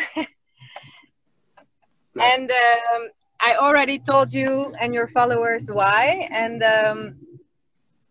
so it's very exciting because I just last weekend I had my opening, which was really an important point in my life, because I really wanted to prove myself that it was possible. It wasn't about I want to prove the world that it's possible, but it was more like I want to like what you did it to yourself. You did it to prove it to yourself. Congratulations. Yes. So is that what you're doing right now? Are you just moving stuff to your studio? Yeah. I'm moving everything to my studio. At the moment, I'm basically homeless, but my yoga studio, it will be my home for the next month, and then in the meantime, I don't. Yes, it's really. I really put my heart in it, and it's paying off, and and it reminds me of our previous conversation like 2 weeks ago. And yeah, it's really the shit. It's really the shit. Yeah. It's awesome. That's what it should be. Heck yes. Heck yes, that's Yeah. what it should be. Look at that smile. Look at you all fired up. Heck yeah. Yes, I am. I am on fire, you know, and I have a team which is who are really ready, who are sending me Good. information all the time, Good. like, Kalina, you need to check this out. And I really feel that I have a big purpose, you know, and Yeah. Therefore I really love having these conversations with you once in a while, because, Oh, you good. know, sometimes you really think you are like, okay, who am I talking about? Because, you know, there is no Kalinda, there's no other Kalinda who tells me what to do, you know? I hear So, you know, do you know what I mean? Like, Oh no, I do. Your joy is infectious, Kalinda. I can feel it from here, man. It's so powerful. I love it. I can feel it from here. Well, I'm going to let you go. I appreciate you joining us. Definitely come back next time. I don't know, maybe we'll do like a different time, and you can do like a show from your studio. I'd love to see it. But thank you for joining us. Yeah, exactly. That's what I wanted to ask you. If we can do a show in my studio, during one of my events. I just started an event which is called Open Bucky, which Okay. means like it's the open studio, you know. Okay. And I would love to have this conversation, but more planned. And so people in Rotterdam who are really ready for this stuff, I would love to have this conversation with you and introduce you to my audience. Because, you know, these are really young people who are really open to new ideas, but they don't know where to go, you know. Oh, man, So I'd be honored. let's plan this. Okay. And I would love to show you my studio, which is full of art, and yeah, it's amazing. Oh man, I'd be honored. We'll definitely have to set it up. I'd be honored to. Yes, I will schedule you in one of my events. So I will contact you about it, right? All right, sounds like a plan.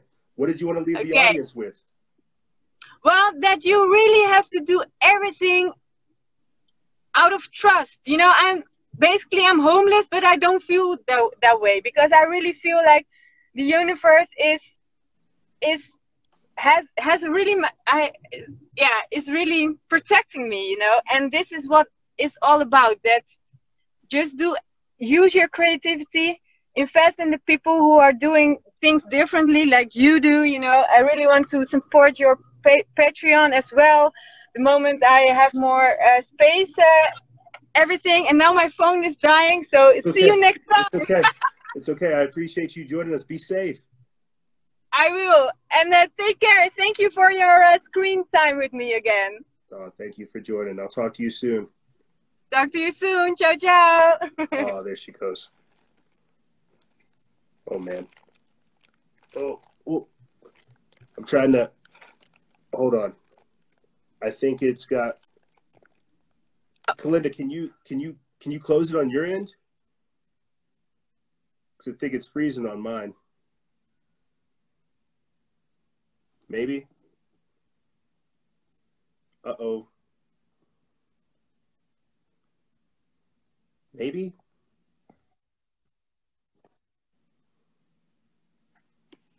Huh. Well, it's frozen on that end. Let me see. Oh, are we still live? I'm not sure. I think we're still live. I'm going to try to join over here real quick. Okay, we're live. We're still live. All right, sorry about that, guys. Had to join my own live. There you go, bro. There is Kalinda, Cosmic Butterfly. We will definitely be doing a show with her in the future. For people that are joining or who are new to what we do with Instagram Live, Kalinda joined us a couple weeks ago to talk about reaching out to your inner child and how we're killing each other for intimacy. And so to kind of see that she's over there, got her studio on the launch and moving forward and building. I don't know if that's really, that excites me. I like seeing people do well, and I like seeing people chase their dreams. And that's why I'm saying her joy and excitement was infectious. So I definitely want to have her back on in the future to talk about this type of stuff. She brought up a very good point, as always. Do everything out of trust. Do everything out of trust. I feel like that's the definition of faith. You know, I feel like a lot of us, I know I'm definitely guilty of it. A lot of us kind of have this control freak mindset, borderline OCD, where we have to have everything in a certain place in a certain way, and we have to know, and it's got to be calculatable and, you know, quantifiable and documentable and scientific. And life's not like that. Unfortunately, that's what a robot does. That's what a robot does. It sees information, it calculates it, breaks it down, analyzes it, insights. That's what a robot does. Humans don't do that sometimes. Humans, they have to trust. Like Linda said, you have to do everything sometimes in faith and trust. You have to throw it out there, trusting that you know you're going to get it back, but you've got to work to get it back. You can't wait for greatness. You can't wait for opportunity. You can't wait for these things to come to you. You have to work after them. So very, very powerful message about creating your reality, about using creativity to fight conformity. Let's see if we have any more guests trying to join us. No? Perfect. We see people talking about money. Money answers things. Money is the root of evil. Othaniel prays is correct. It's the love of money that is the root of evil, because it's the acquisition of wealth, hustling for that almighty dollar that is actually the evil, the greed. Money itself is a tool. It's a resource. It's something that you use. Whenever you lust after it and let money drive you, that's whenever you've kind of given over, because money can lead you anywhere. Mercenaries love money. But I saw that somebody was trying to join, and now that they're not there.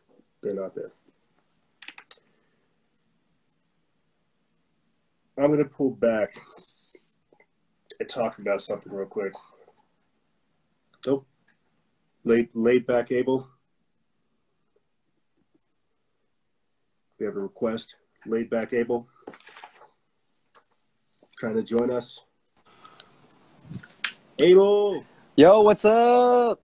Good to see you, brother? man. Thank you, man. I've been watching this whole time. I'm really thankful that on Tuesdays is my only day off, on Tuesday and Wednesday. So I'm really happy to spend my day off. I do some gardening. I'm doing some gardening right now, and Nice.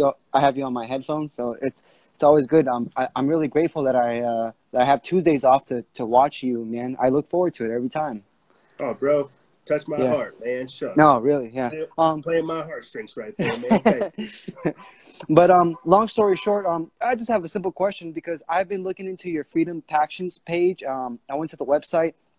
There's different categories on exclusive and blah blah blah and this and that, and then you get to like the platinum one. My question is, my budget. If I choose the exclusive one, I think it's like $5 or $6. Is that okay for me to join? And then I get all your platforms in that page? Yes. Let me pull it up here just to triple check with you. Yes, thank you. Yeah, because I know that the tier that we have right now that people really do seem to like is the not the standard, but I think the either the standard or the bronze or the silver, but the standard and the bronze still gets you into the chat to where you're able to take part in discussions.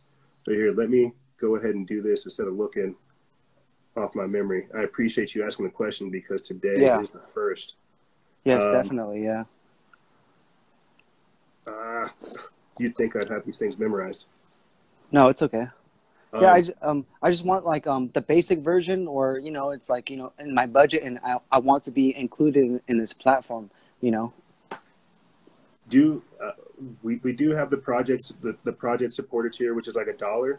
You still get access to what we have for Patreon, but you don't take part. Like, I can do like 5 or 7. Okay. Yeah. I would say do here. Let me get this up. I think I finally found it. Mm-hmm. Yeah, the project supporter is $1. The standard membership, early access to the episodes, participation, yep, and member-only discussions. So if you get the standard one, and I'll put that up there for the audience so that they're not seeing, that's what the picture looks like. Right. The standard one does give you access, early access to episodes. So when they come out on Wednesday or whenever I do like interviews or stuff like this, you get early access to that.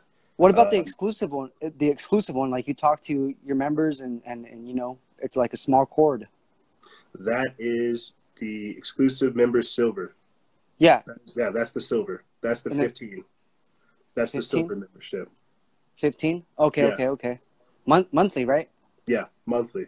Okay. But, you know, if you're joining just the standard, you get to participate, like I said, in the group chat, and there's stuff always popping there. I definitely need to be more active.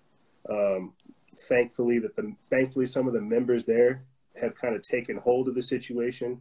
They understand like the moderation, the content, they share information and stuff like that. We pipe in every other Friday to do live shows, sometimes 10 a.m., 11 a.m. And it's kind of like this. We'll join like a live chat, a Zoom chat, and we'll all have varying questions and discussions over stuff, either going over scripture, current events, what's going on in your area, what's happening with documentaries and stuff that's being censored, what's going on in my area.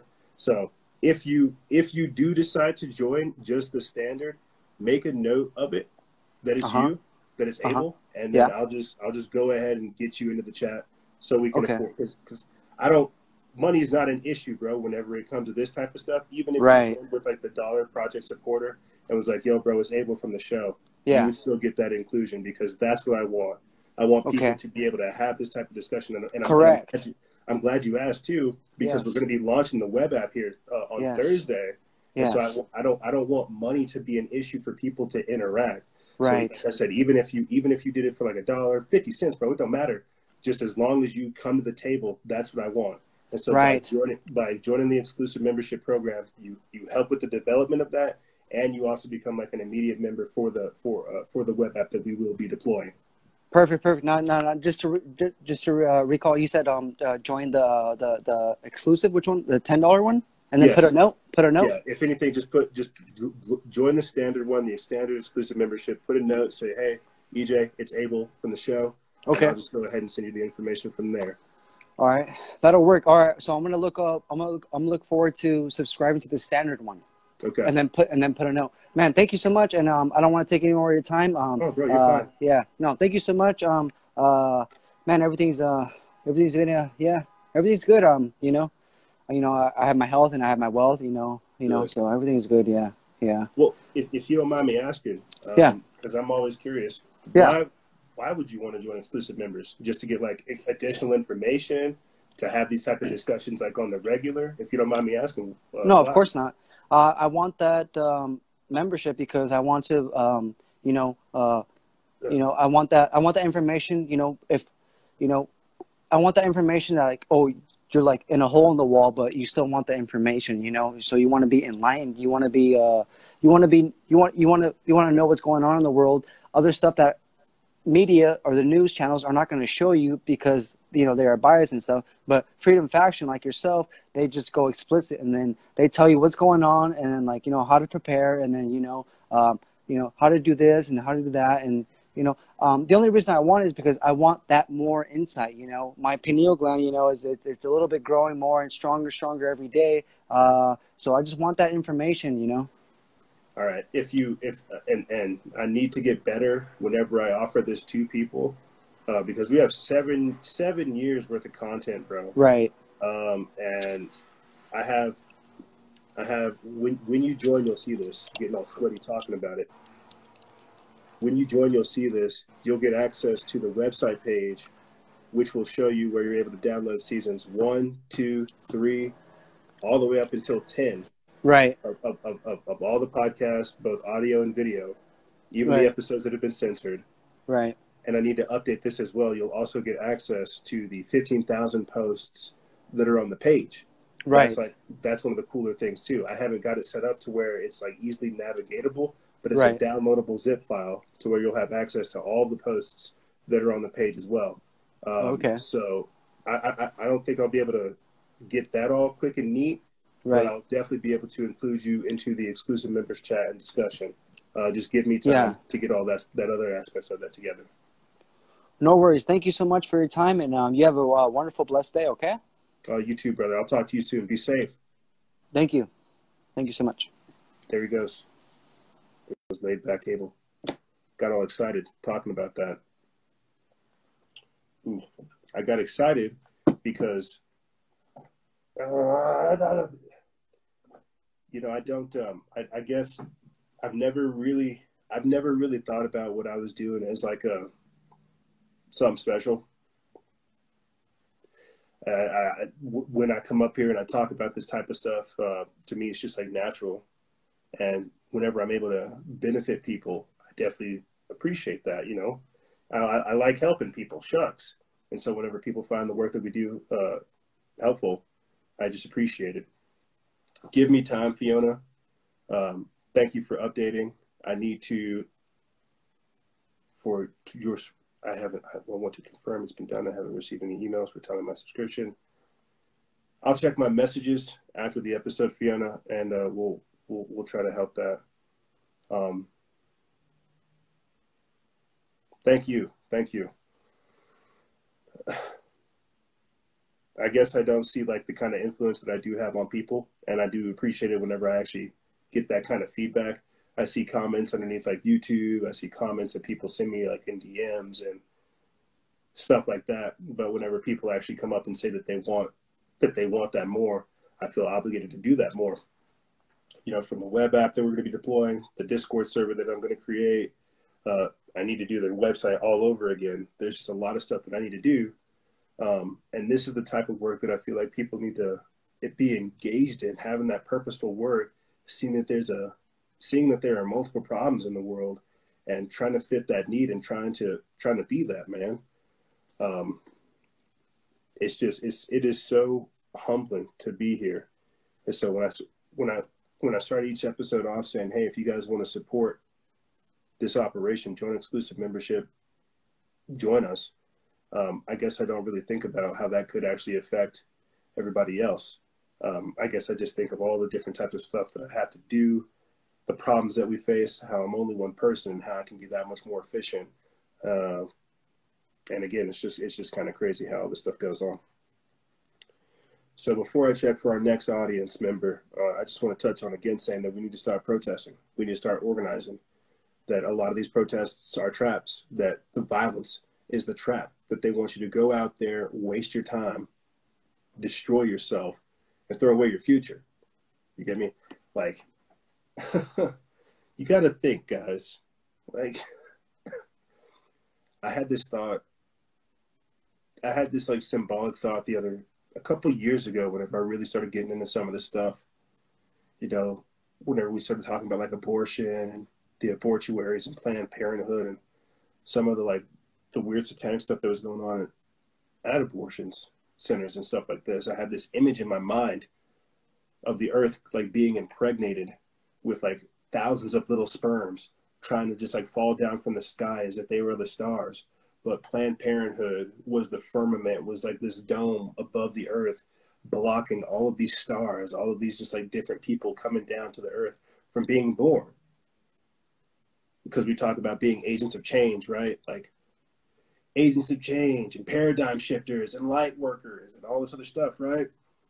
And how can these people come down and come do their change whenever there's nothing but like abortion happening? And I had this thought like years ago, like, good Lord, that's why things are so crazy. It's because the life that we need to come get born here it's being blocked. We're throwing it away. We don't care to create a safe landing zone for the new life that has to come here to do the change on the planet that we see. I know, my mind's crazy like that. But I say that because I don't see how the work that I'm doing is creating that barrier and that buffer for the people to come after me to come do even greater things than I'm doing.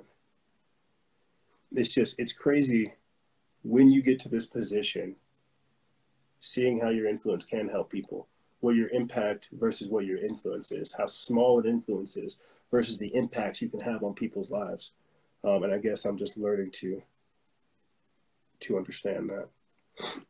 So let's go ahead and get our next guest on. Dylan off the wall.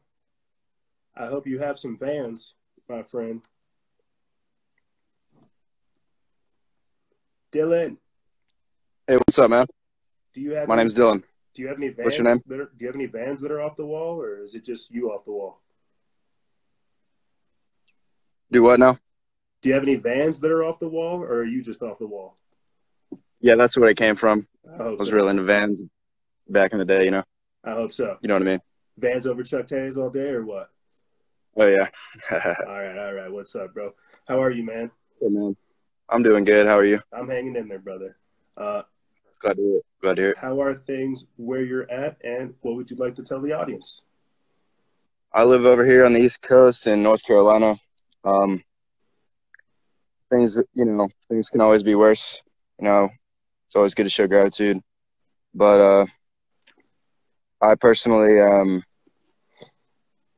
trying to share information with people, you know, as we all are, as you are. You have a great following, and I appreciate your page. I do want to say that. You share great information that I've shared with many people. So thank you. One thing I recently learned about, I mean, we all already knew about the Rockefeller family, that whole big conversation, you know, the federal banks, all that stuff. And I don't know if you've seen the document from May 2010, the Rockefeller Foundation document. Lockstep? Yes, sir. Yes, sir. That one. Yeah, I've been trying to tell, or, you know, share that with people, let them at least read it. You know, if they don't think it's anything to be concerned about, that's their choice. But more to the point, the Rockefeller Foundation just started giving out grants in 7 states. One of those states is my state. Millions of dollars to do rapid testing and contact tracing and highway checkpoints. Yes. Interstate testing, interstate contact. Continue. Yes. Yeah, so, I mean, my governor, his name is Roy Cooper. I found other connections between him and the Rockefellers, how he has appointed former Rockefeller Foundation members into positions of power in my government. And, you know, you get what I'm getting at. My governor is seemingly controlled to some degree. Yeah, he's a puppet to some degree. Very, very concerning. And I think if, you know, you're our average person who is unaware of this stuff, I think that would be a good red pill, as we call it, to the people of my city. I literally have printed out little flyers, and I'm passing them around to people. Let me ask you a quick question. Do people, because I don't know how you feel, but I don't voluntarily give over my DNA or anything freely. Do people feel in your area comfortable with the idea of rapid testing, of just having these like blood drawing centers up real quick? Like, how do they feel about this? Let alone from the fact that it's like the Rockefellers. Like, that's a whole different discussion. I would trip out on that. Right. But giving over your DNA is super easy and convenient. That's what trips me out. Yeah, it just like a few years ago, and it's still happening. But the how people would, you know, spit into the test and send it off to the company to find their lineage. It's like, that's cool. DNA.com, Ancestry.com type stuff. Like, the ancestry part is cool, but you're just sending your DNA to this random company. Like, what do you think they might be doing with that? That concerns me, and I do find it surprising when people don't see any reason of concern there, you know? I'm trying to find real quick. But yeah, I mean, yeah, most people in my area that I have talked to, you know, strangers, I bring it up, and they don't know anything about the Rockefellers, and they just hear the surface level of what I say. They respond with, "Oh, well, that's good to hear some more testing." Oh, but do their ears even perk up whenever you mention like the Rockefeller aspect? Like, the Rockefeller Foundation wants your DNA, and they're like, "Oh, that's great." That's great. I hear you. I hear you. Like, most of them don't know anything about the Rockefellers, not even the simple surface level trillionaire oil banker history. They don't know any of it. They don't know any of the Federal Reserve Act. They don't know anything about it. You know what I mean? So it's like I'll open with, I guess, I mean, what we're getting at is, like, most people are just very, very uninformed. Yes. And that's a serious issue, because especially in a time like this where they're they're setting up these testing zones, these testing centers, whatever. I'm trying to find it right here. I finally found the article. We put this up June 9th. Rockefeller Foundation's militarized control of the population, the quote, National COVID-19 Testing Action Plan. We put this up June 9th. It's over there on Signs of the Time, but I'll read that at another time. It's just more confirmation of the fact that you have, I don't want to say sheep because that's like dehumanizing, but you have, again, people willingly giving over their DNA, not aware of who it's going to and what purposes they're going to use it for.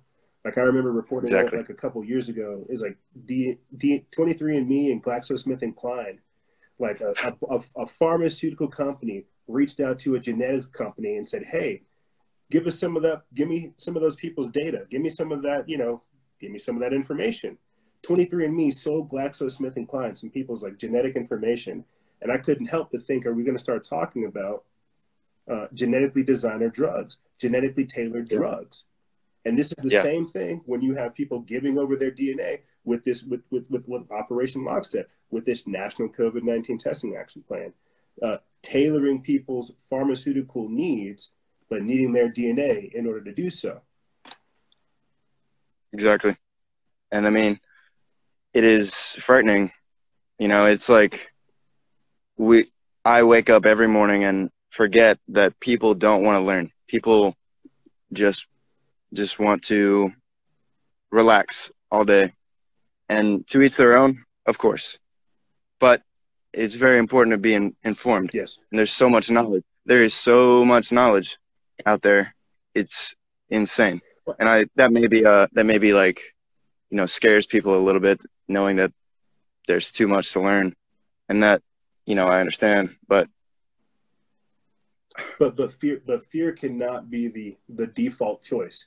You can't say, oh, look at all this crazy stuff that's going on, I'm just going to focus on like what I can right here. That's ignorance. That's fear. You have to say, there's no way that I can attack this whole beast.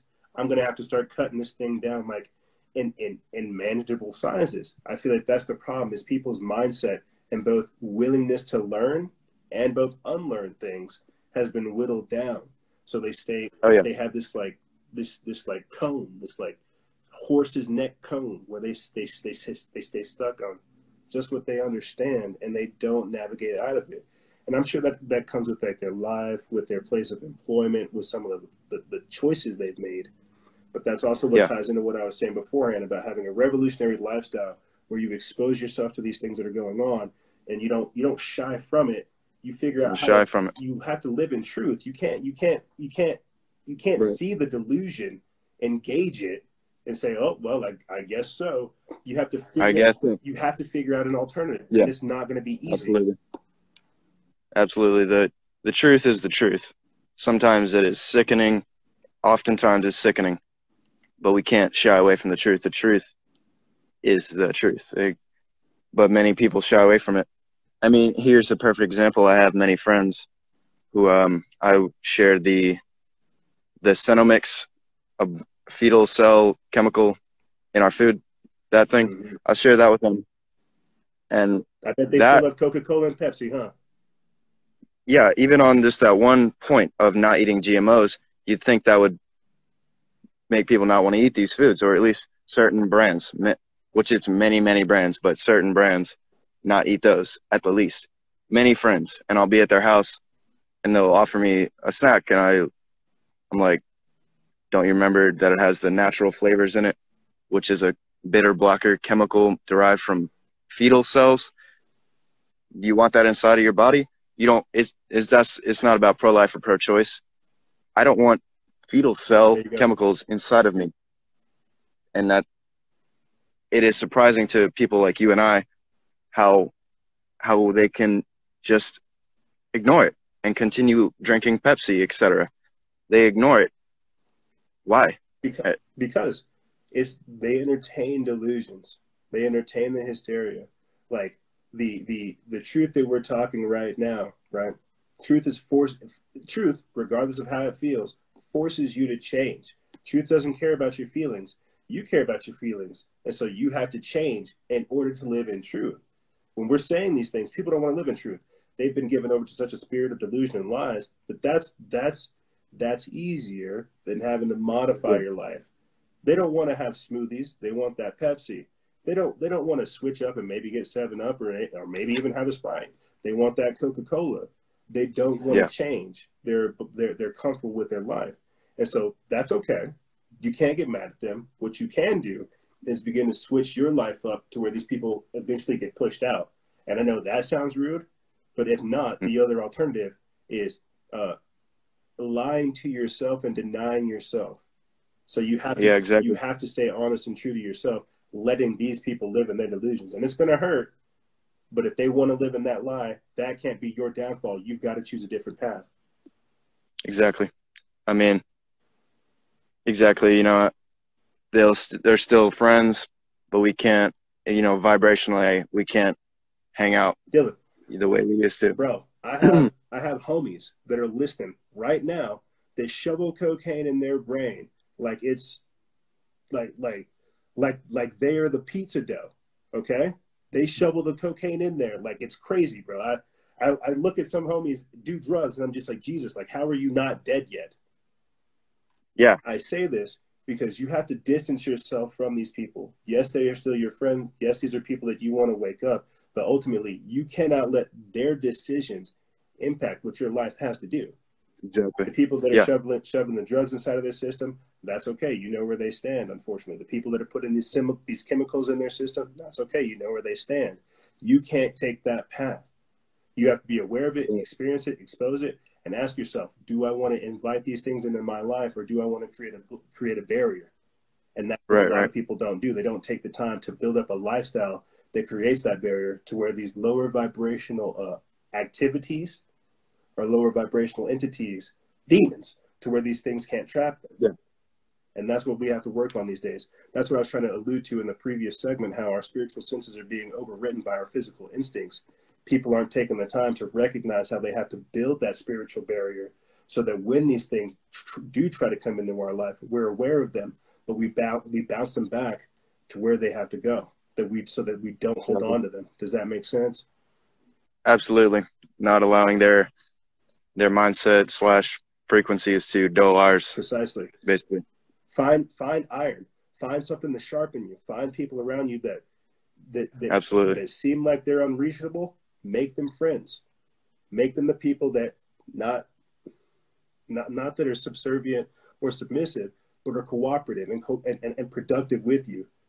Find iron that sharpens your own iron, my friend. That's the only way. You can't dull yourself. Rise above it. Absolutely. Yeah. Even with family members, I mean, it's rough, but it is what it is. That's a whole nother story, man. That's a whole nother story. Oh yeah. What do you want to leave the audience with, my friend? Well, I personally own a charcoal shower filter. I think that made a big difference for myself. I've been trying to suggest to others to buy that and to stop watching the Mockingbird media and to share those two things with their friends, family, and strangers. Tell people that they're bathing in neurotoxins and listening to propaganda, and they got to stop. You know, do whatever you want with your life, but even just those two things will make a huge difference in our perception, you know, huge difference. Become more body conscious. Absolutely. All right, brother. I appreciate you, bud. You have a good day. I appreciate you taking the time, man. You be safe. Join us next week. I will. You too. All right. I'll talk to you soon, man. All right. See you. There he goes. I think it took away the X button, bro. I think you might have to hit it for me. There you go. I don't know why it took off the X button for me. I can't. I can't say bye to the guests. The guests have to say bye to me. I'm just here. Salutations, Adam. I wish you would have joined us. You might still be able to. We have roughly 10 minutes or so. But very, very important there. I want to read, while Adam decides that, I want to read what Dylan was talking about. It's actually very important. While Adam decides whether or not he's going to join us. And shucks, I want to get this up here on, nope, I clicked the hashtag, so I don't think that's going to happen. I wanted to read about this article of the National Lockstep Program, what our guest was talking about, the Rockefeller Foundation for Militarized Control of the Population, how they talked about an actual plan of bringing in this virus using militarized control to get mandatory vaccines and a national testing plan and all this other stuff. It's very, very real. I don't think I'll have the time to get into it. What I might do for the sake of validating Dylan is I might put that link to that post in the description bar below, as well as the video we played in the previous segment.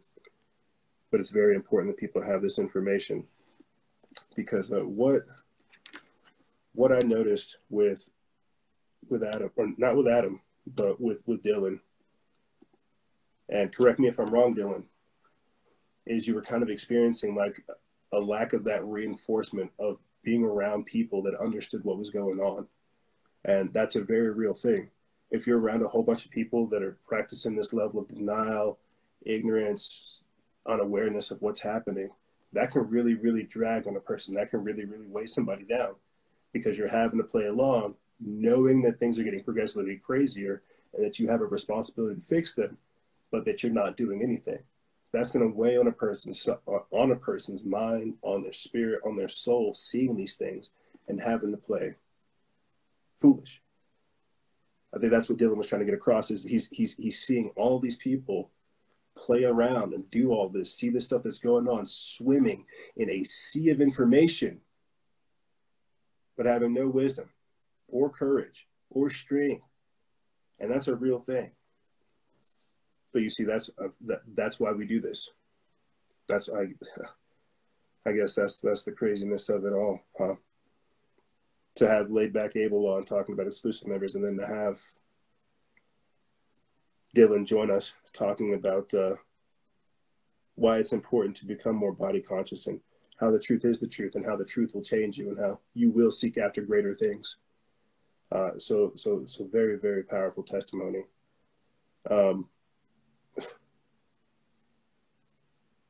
It is just crazy. It is crazy. So yeah, we have a